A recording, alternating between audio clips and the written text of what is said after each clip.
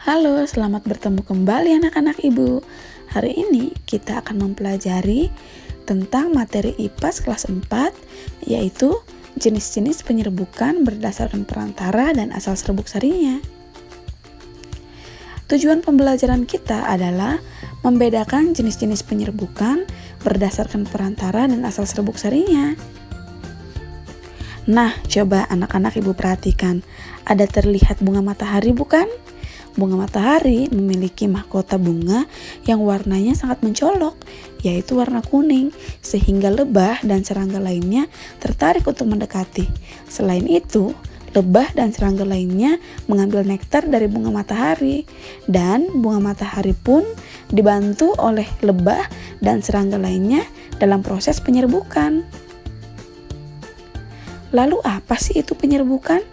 Penyerbukan adalah peristiwa jatuhnya serbuk sari pada kepala putik. Jenis-jenis penyerbukan berdasarkan perantaranya, yang pertama adalah anemogami. Anemogami adalah proses penyerbukan tanaman yang dibantu oleh angin.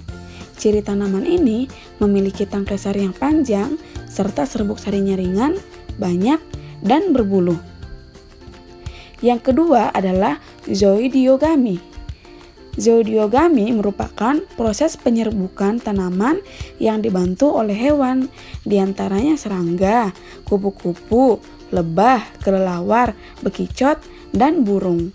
Ciri tanaman ini, warna mahkotanya mencolok, mahkota bunganya besar, memiliki bau yang khas dan harum, serta memiliki kelenjar madu yang disebut dengan nektar. Yang ketiga adalah hidrogami. Hidrogami adalah proses penyerbukan tanaman yang dibantu oleh air. Tidak ada ciri khusus tanaman yang penyerbukannya dibantu oleh air, namun tempat hidupnya pasti di air.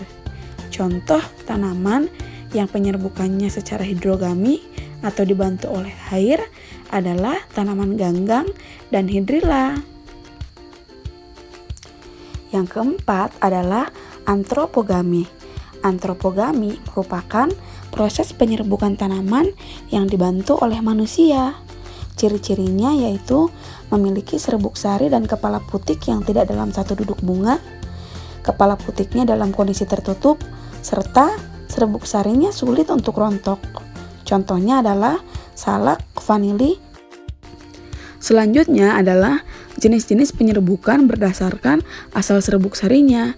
Yang pertama adalah autogami atau penyerbukan sendiri.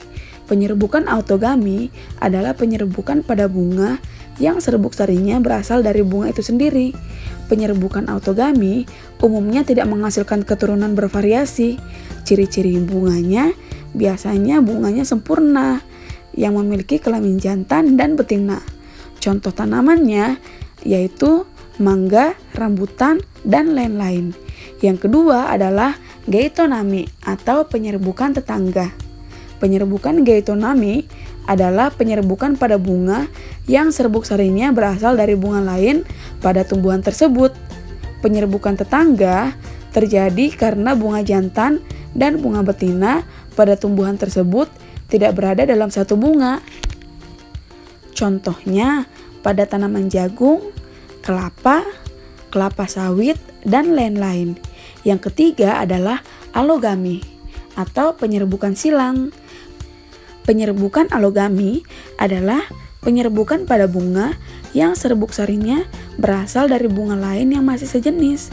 Contohnya pada tanaman kamboja, pinus, dan lain-lain. Yang keempat adalah hibridogami atau penyerbukan bastar.